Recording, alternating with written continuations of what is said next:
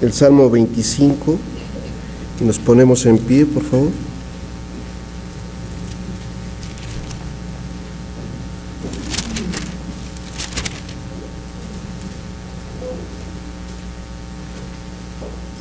La haremos alternada, la lectura. La palabra de Dios dice: a ti, oh Jehová, levantaré mi alma.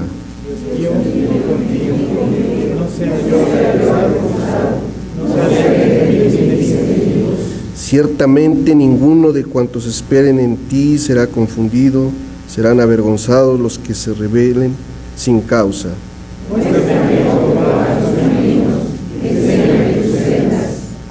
Encamíname en tu verdad y enséñame, porque tú eres el Dios de mi salvación, en ti he esperado todo el día. Acuérdate, oh Jehová, de tus piedades y de tus misericordias que son perfectas. De los pecados de mi juventud y de mis rebeliones no te acuerdes, conforme a tu misericordia, acuérdate de mí por tu bondad, oh Jehová.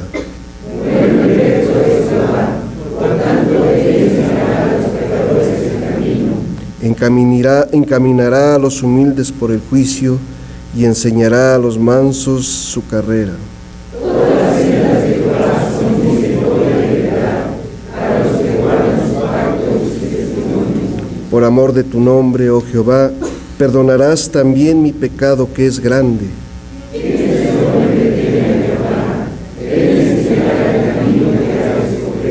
Gozará él de bienestar y su descendencia heredará la tierra. La comunión íntima de Jehová es con los que le temen, y a ellos hará su pacto.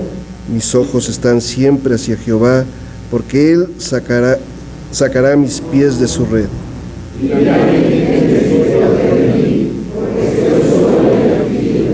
Las angustias de mi corazón se han aumentado, sácame de mis congojas.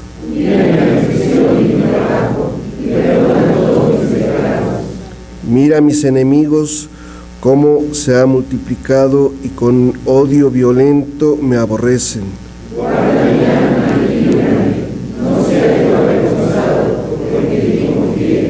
Integridad y rectitud me guarden, porque en ti he esperado. Redime, oh Dios, Israel, de todas sus malas. Amén. Tome su asiento, por favor.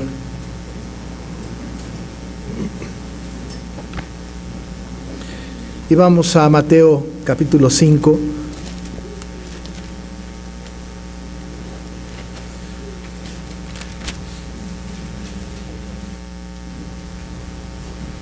Voy a leer solamente un versículo de este texto. El versículo que es objeto de esta meditación está en el número 5. El Señor Jesús, pues, así dijo: bienaventurados los mansos, porque ellos recibirán la tierra por heredad.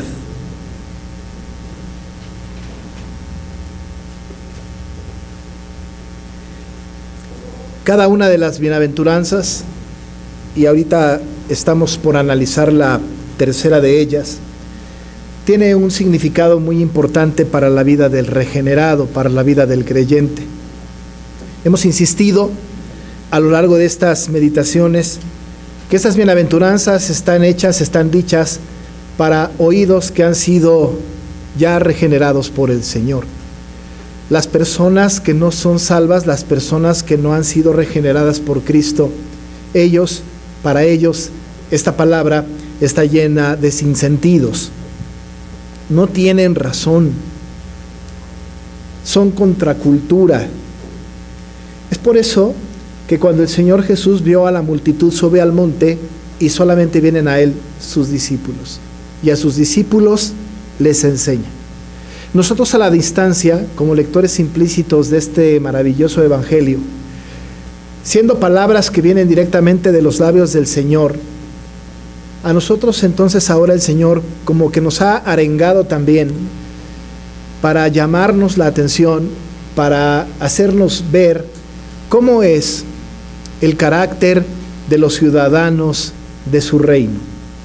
Hemos hablado de que estas parábolas entonces y todo el Sermón del Monte está dicho pues, para justamente hablar a estos ciudadanos del reino, ciudadanos que han sido ciudadanos por llamamiento santo, no por decisión propia, para que estos ciudadanos del reino puedan conformar su carácter en conjunto e individualmente al carácter de aquellos que son los que pertenecemos a este maravilloso reino de los cielos.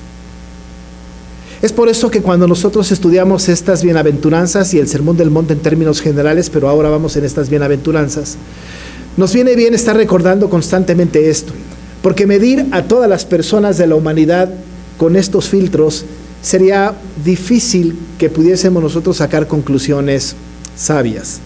Incluso entre nosotros mismos como pueblo de Dios, de repente nos encontramos como que no estamos conformados al carácter que se requiere para ciudadanos del reino, porque nos damos cuenta, pasándonos por este tamiz, pasando pues por este filtro, cuánto nos hace falta.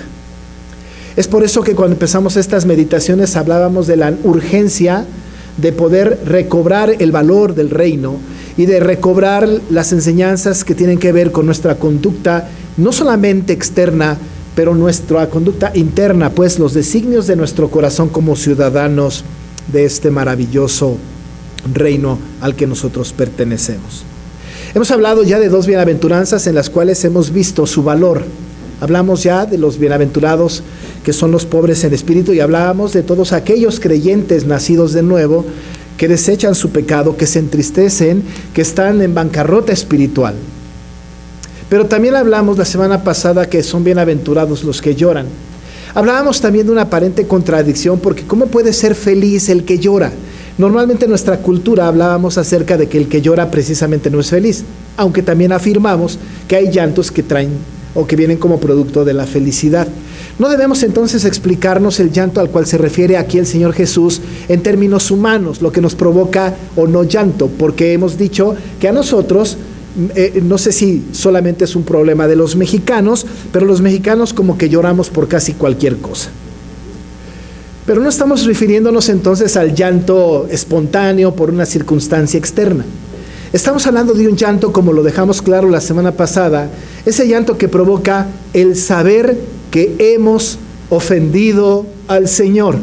No lloramos por las consecuencias de nuestro pecado, que desde luego que nos traen llanto muchas veces, porque cuando cometemos pecados y tenemos la consecuencia, las consecuencias no nos gustan y lloramos y nos lamentamos por eso. Pero el verdadero llanto, el llanto que produce bienaventuranza, es el llanto que se provoca porque hemos ofendido al Señor. Haya consecuencias para nosotros o no, solamente el hecho de saber que pequé contra el Señor, que ofendí al Señor, provoca este llanto que trae como consecuencia esta bienaventuranza.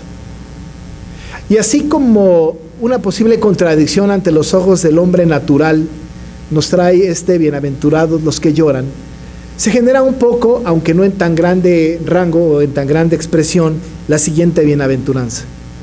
La siguiente bienaventuranza tiene que ver con esa actitud del corazón que tiene el creyente en relación con Dios y en relación con otras personas. Mientras que son bienaventurados los pobres y habla del corazón, aquella bancarrota espiritual, aquella condición interna del ser humano que no necesariamente se refleja hacia afuera, este asunto de la mansedumbre de la cual está hablando el Señor Jesús, que dice bienaventurados los mansos, no solamente tiene que ver con un asunto interno, pero ahora también tiene que ver con un asunto externo. Incluso tiene como resultado la acción externa una condición interna. La mansedumbre no solamente se da por una determinación del ser humano creyente, sino tiene que venir como un resultado de una relación personal que uno tiene con el Señor, lo cual vamos a ver en algunos minutos. Así que mientras que la pobreza de espíritu es un asunto interno, el asunto de la mansedumbre, aquellos que son bienaventurados porque son mansos, tiene que ver entonces cómo reaccionamos ante el mundo, cómo reaccionamos ante las circunstancias que nos rodean, cómo reaccionamos ante las injusticias, cómo reaccionamos ante lo que nos parece que es deplorable, cómo reaccionamos ante el desprecio, cómo reaccionamos nosotros ante el ataque, ante la acusación. Como ustedes pueden notar, cuando hablamos del asunto de bienaventurados los mansos, tiene que ver entonces con una reacción de la persona regenerada. No podemos nosotros compararnos con las personas que no son regeneradas, porque el no regenerado normalmente sus reacciones son pecaminosas, sus reacciones son mundanales, sus reacciones tienen que ver como lo dicta el mundo, sus reacciones tienen que ver todavía con aquella justicia retributiva de que si me haces te hago.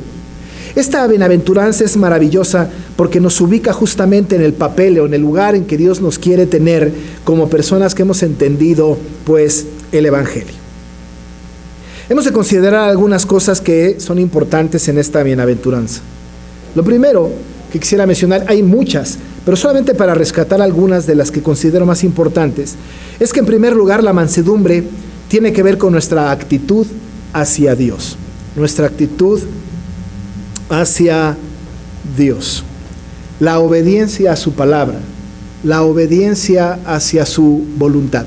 ¿Qué actitud tengo yo delante de Dios? Si nos da trabajo, ¿no? Si nos da trabajo ser mansos para con Dios, que esto es algo un poco raro, pues más trabajo nos va a dar ser mansos ante las personas que nos rodean. ¿Cómo es la actitud de nosotros hacia Dios? ¿Cómo está nuestra relación con el Señor? ¿Cómo está determinada nuestra relación con Dios? Porque nuestra actitud delante de Dios determina la mansedumbre. Si yo he entendido que la voluntad de Dios para conmigo es de una manera determinada, esa manera determinada que yo tengo en relación con Dios, esta relación que yo tengo profunda con Dios de acatar sus disposiciones, de acatar su voluntad, va a determinar mi grado de mansedumbre. Si yo no conozco a Dios, si yo no tengo una relación personal con Él, si yo no tengo un contacto constante con el Señor, me va a costar mucho trabajo tener una actitud de mansedumbre. Cierta ocasión el apóstol Pablo, escribiéndole a Tito, le dice a Tito, habla a Tito acerca de los creyentes en Creta y les dice lo siguiente, en Tito 3:2, que a nadie difamen, dice el apóstol, que no sean pendencieros, sino amables, mostrando toda mansedumbre para con todos los hombres. Si yo tengo una relación con el Señor profunda y escucho un mandato bíblico de esta naturaleza, a partir de la actitud que yo tengo para con Dios, que no es de reproche de ninguna manera, sino de presentarme a Él, delante de Él como soy, y acatando sus disposiciones, Él me está mandando a mí, en este pasaje particular, un aspecto que abarca todas las cosas. Hablando en el sentido de todo, que es un asunto que califica maravillosamente bien el asunto de la mansedumbre y para con quién tiene que tenerse, dice el texto que que la naturaleza intrínseca de la mansedumbre tiene que ser toda clase de mansedumbre. Dice, mostrando toda mansedumbre. Toda clase de mansedumbre. ¿Cómo sabré cómo es la clase de mansedumbre o cómo es que el Señor quiere que yo tenga una mansedumbre si no conozco la demanda de la mansedumbre, si no conozco las exigencias de cómo ser manso, si no tengo una actitud correcta delante de Dios, si desprecio de alguna manera directa o indirecta el mandato del Señor para conmigo de que tengo que ser manso? Toda mansedumbre entonces es la naturaleza intrínseca, tiene que ver con no solamente toda la mansedumbre, sino toda clase de mansedumbre. En ese sentido, amados hermanos, ahorita explicaré cuál es toda la clase de mansedumbre, pero toda clase de mansedumbre tiene que ser aplicada a todos los hombres. Aquí quiero detenerme un poco para decir que cuando dice la Escritura, lo que dice Pablo a Tito, todos los hombres, es que no se excluye nadie. La mansedumbre, amados hermanos, no solamente es un elemento que tiene que ser utilizado, no es una virtud del creyente, que por cierto es parte del fruto del Espíritu, no es una virtud del creyente que solamente se dé entre nosotros, pues no tiene que ver con algo como que tenemos entre nosotros que ser mansos unos con los otros. Eso se exige, por supuesto, de los creyentes entre sí. Pero cuando se habla de todos los hombres, es que nuestra actitud tiene que ser afable, nuestra actitud tiene que ser noble, tiene que ser mansa, incluso con los de afuera, incluso con el no creyente, incluso con el que me ofende, incluso con el grosero. La actitud mansa del creyente es una actitud que tiene que ver con esa actitud delante de Dios que se refleja en la actitud con los demás. Así como es mi relación con Dios, así en reflejo, guardando las proporciones, está mi relación con todos los demás. Cuando hablamos entonces de toda clase de mansedumbre, estamos hablando de la mansedumbre y toma muchas formas. Tengo escrito aquí que es prima hermana de la confianza en Dios y de la sencillez de corazón.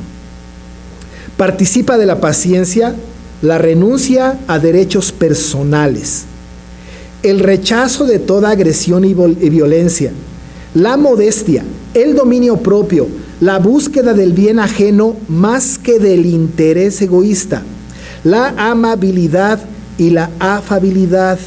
No busca la venganza, sino que acepta la injuria y consiente en ser defraudada. Si ustedes notan todo esto, no solamente es para con los creyentes, es para con todos los hombres.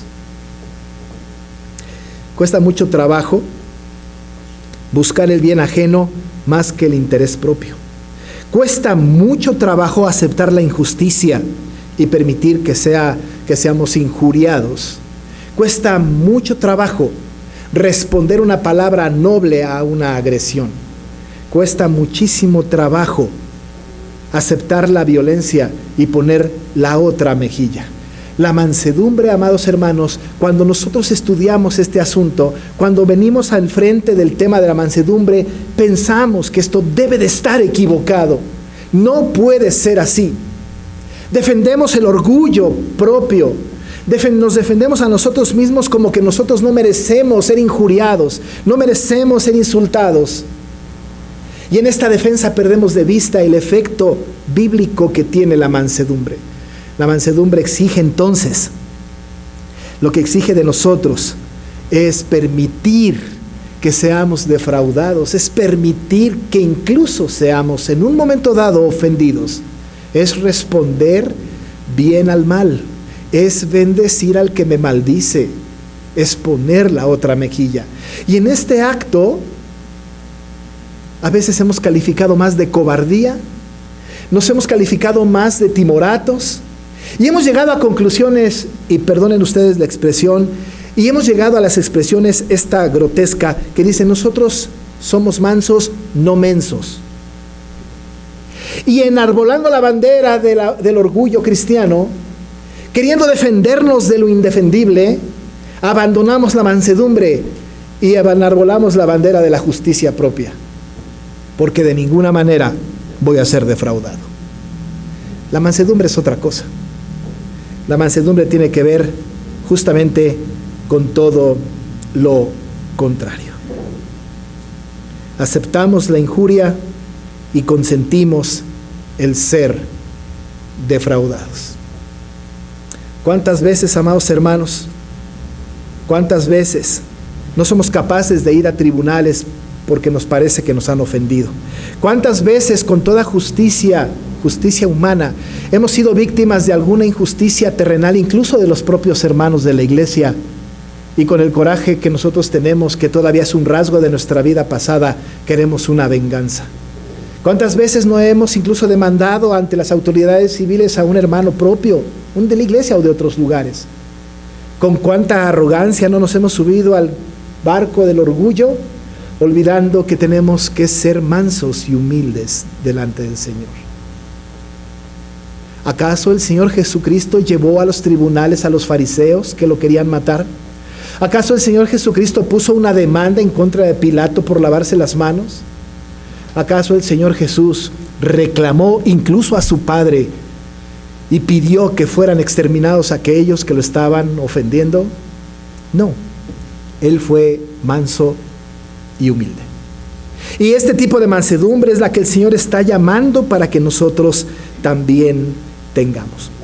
Este tipo de mansedumbre no puede ser una acción de la voluntad solamente. Tiene que venir acompañada, por supuesto, de la obra poderosa del Espíritu Santo. De la obra del Espíritu Santo hacia nosotros. Solos no podemos hacerlo. Solamente a través del Espíritu Santo es que podemos librarnos de las ataduras de la venganza, de las ataduras del orgullo propio, de las ataduras de los derechos que tenemos como derechos humanos. El creyente verdadero no tiene derechos humanos. El creyente verdadero tiene derechos divinos, y uno de sus derechos es ser manso y humilde. La mansedumbre debe tener una congruencia sana entre el concepto que tengo de mí mismo y el concepto que los demás puedan tener de mí mismo. Dice Martin Lloyd-Jones en su comentario, un comentario por cierto maravilloso, y pone el ejemplo. Él dice que cuando puede ir al altar y orar al Señor y decir al Señor: Señor, soy pecador, miserable pecador, y se postra delante del Señor autonombrándose miserable pecador, y se reconoce como miserable pecador, pero saliendo de la iglesia se encuentra con un hermano, una hermana que le dice: oye, eres un miserable pecador. Se enardece, quiere darle un puñetazo. ¿Cómo se atreve? Pero hace unos minutos te acabas de autodeclarar miserable pecador.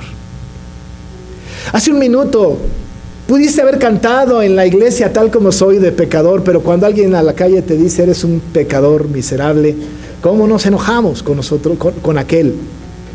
Porque no hemos entendido entonces que la mansedumbre tiene que ver con un reconocimiento de nuestra condición delante de Dios. Esa actitud que tengo para con Dios, que tiene que reflejarse para con el otro. El mismo Lloyd-Jones, en este comentario, dice que si hay alguna de las características de estas bienaventuranzas que menos cumple el creyente de nuestro tiempo, justamente es la mansedumbre. Porque nuestra cultura a lo largo del tiempo no permite la injuria y nos defendemos. Y marchamos en la calle con otros para reclamar nuestros derechos. Y exigimos una justicia que mejor valdría la pena no exigirla, porque consideramos defraudados, porque nos consideramos vituperados. ¿Cuándo es que el creyente debe exigir justicia? ¿Cuándo es que el creyente debe de enarbolar la bandera de la defensa? Cuando no se trata de uno mismo, sino cuando se trata del Señor. Cuando el nombre del Señor es ofendido, cuando el decreto del Señor trata de ser vulnerado, cuando van en contra del Evangelio. La mansedumbre también está en la defensa del Evangelio. Cuando nos piden a nosotros que hagamos algo que va en contra de Dios, una persona mansa responde afablemente, pero defiende la causa de Cristo y no deja de ninguna manera de ejercer su mansedumbre. En algún país de Latinoamérica, no sabemos si esto es cierto o no, cuando declararon que las personas que podían casarse, personas del mismo sexo, y declararon en ese país que los sacerdotes, los ministros de culto que no casaran a personas del mismo sexo iban a la cárcel. Este pastor se negó a casar a unas personas homosexuales y lo querían llevar a la cárcel. En un falso concepto de la mansedumbre, él aceptaría que se equivocó porque tiene que ser manso ante las autoridades y tiene que acatarlas.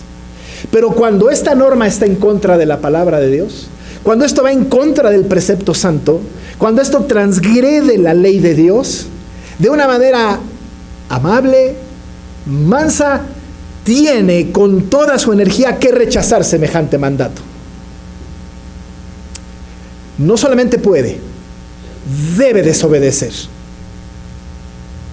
y presentar defensa con mansedumbre. Pero cuando no se trata de eso, cuando el nombre del Señor no es ofendido, cuando el mandato del Señor no es transgredido, tenemos que aceptar, tenemos que agachar la cabeza, tenemos que dejarnos ser injuriados. Eso es algo muy complicado. Pero tenemos dos ejemplos maravillosos, uno en el Antiguo Testamento y otro en el Nuevo Testamento. En el Antiguo Testamento, Aarón y María estaban disgustados con Moisés. Y estaban tan molestos con él que le dejaron de hablar.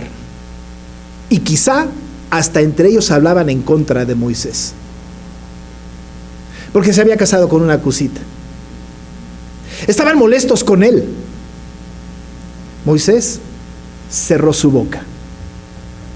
Y el Señor dice en su palabra, en Números 12:3, y aquel varón Moisés era muy manso, más que todos los hombres que había sobre la tierra. Recibió la injuria de sus hermanos, incluso en ese pasaje, y no reclamó sus derechos. Y no exigió respeto. Y no dijo, yo soy el líder que el Señor escogió, a mí me respetan. Simplemente cerró su boca. ¿Y cómo lo calificó el Señor? Manso, más que todos los hombres que había sobre la tierra. Pero el Nuevo Testamento tiene el ejemplo supremo, Jesucristo. Dice el Señor, llevad mi yugo sobre vosotros y aprended de mí, dice Jesús, que soy manso y humilde de corazón, y hallaréis descanso para vuestras almas. ¿Y sabe qué?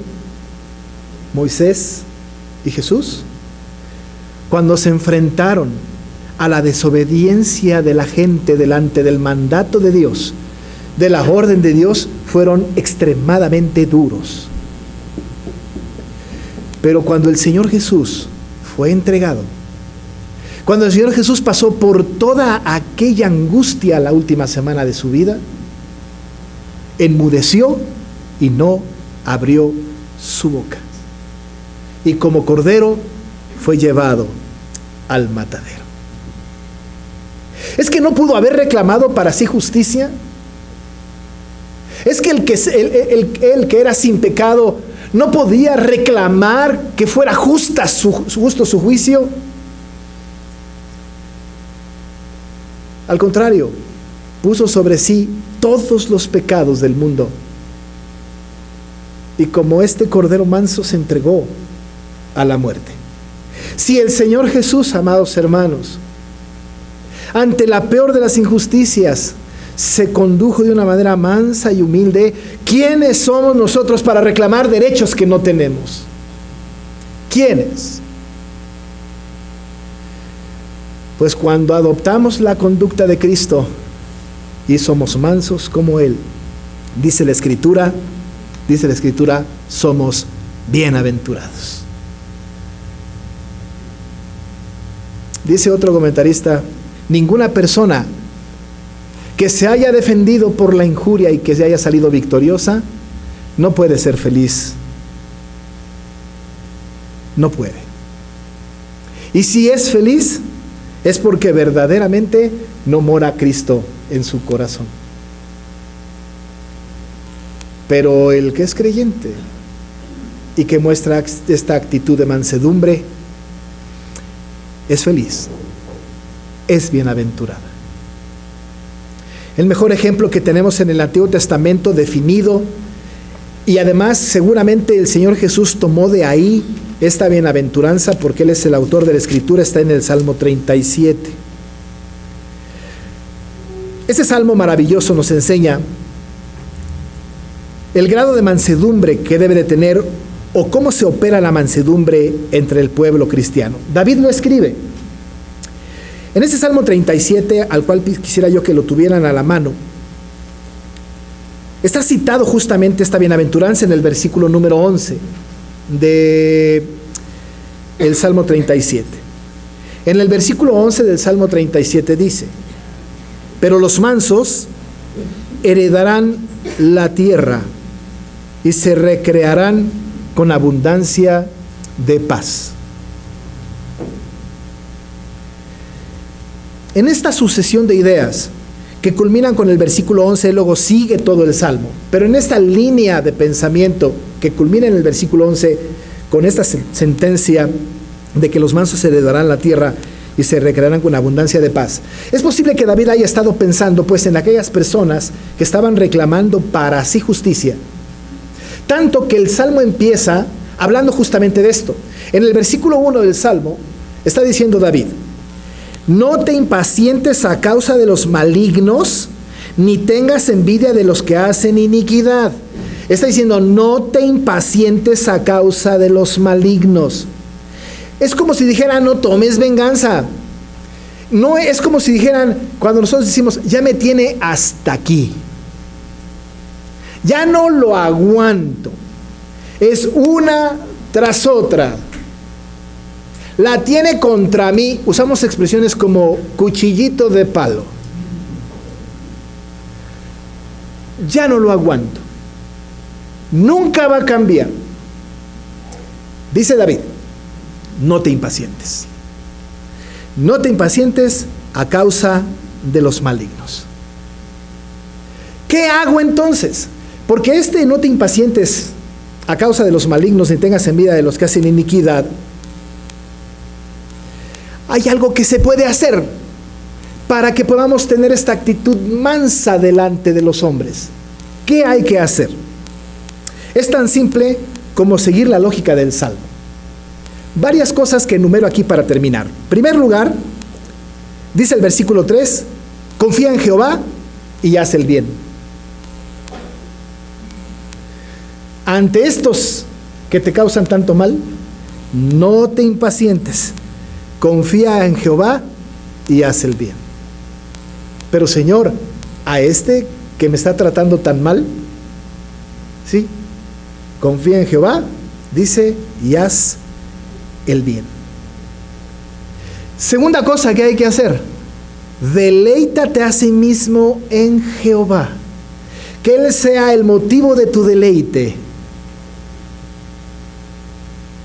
Y Él te concederá las peticiones de tu corazón. Dice entonces, no te impacientes, mejor confía en Jehová y haz el bien, deleítate a sí mismo en Jehová. Pero tercero, encomienda a Jehová tu camino y confía en Él y Él hará.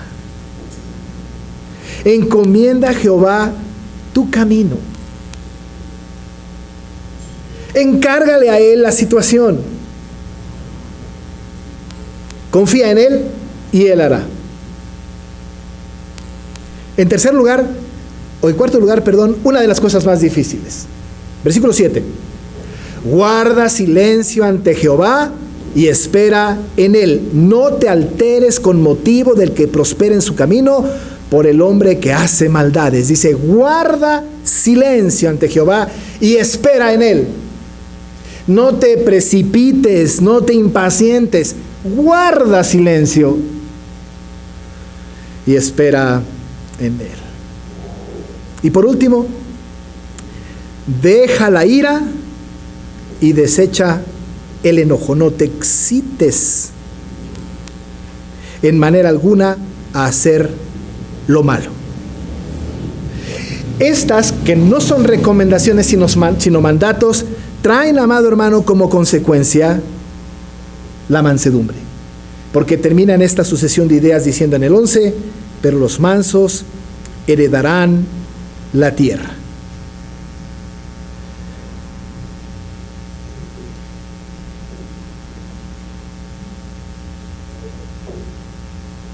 ¿Tenemos un teléfono sonando aquí?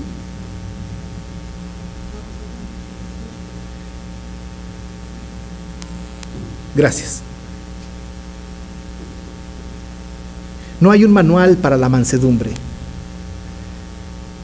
No hay algo que nos diga exactamente paso 1, paso 2, paso 3. Pero lo más importante en la mansedumbre es tener una relación plena con el Señor, que trae como consecuencia, redunda en una mansedumbre delante de los hombres. Estos, dice el texto, son bienaventurados. Y estos bienaventurados, amados hermanos, según dice el texto de Mateo 5, bienaventurados los mansos, porque ellos recibirán la tierra por heredad. No se está hablando de prosperidad, No se está hablando de tener grandes riquezas. Cuando dice la Escritura que recibirán la tierra por heredad, es la misma actitud que tenían los que estaban en el desierto. A ellos se les estaba exigiendo que fueran también mansos, como Moisés era manso y humilde. Pero lo que tenían ellos a la distancia era una tierra bendita, la tierra que fluía leche y miel, la tierra de la esperanza. ¿Y sabe qué, mi amado hermano? Los que somos mansos, o debemos de ser mansos, tendremos como herencia, recibiremos la tierra por heredad, nuevo cielo y nueva tierra. Estaremos en la presencia del Señor por siempre. No tendrá una parcela más grande ahora. No se llenará de riquezas en este tiempo. Heredar la tierra tiene que ver, o recibir la tierra tiene que ver, que reinaremos juntamente con Cristo para siempre. Que estaremos habitando en la nueva Jerusalén. Que estaremos en la presencia de nuestro Dios en permanencia eterna. Pero hay que ser pobres en espíritu, declarando nuestra bancarrota espiritual. Debemos llorar cuando ofendemos al Señor y debemos de ser mansos como Él, en humildad, para que recibamos la tierra como herencia. Es difícil hacerlo, muy difícil, pero es el mandato bíblico. Esto caracteriza también a los ciudadanos del reino. Vamos a orar. Padre, con toda seguridad nosotros fallamos. Con toda seguridad, Padre, nosotros nos ofendemos. Padre, qué difícil. Porque nosotros hemos sabido que incluso se abusa más del manso. Pero los dividendos espirituales son grandes. Queremos confiar en ti y hacer el bien. Queremos nosotros, Señor, gozar de tu presencia en nuestras vidas. Queremos guardar silencio y esperar que tú actúes. Haz de esta iglesia una iglesia mansa y humilde. Lo pedimos en el nombre de Jesús. Amén.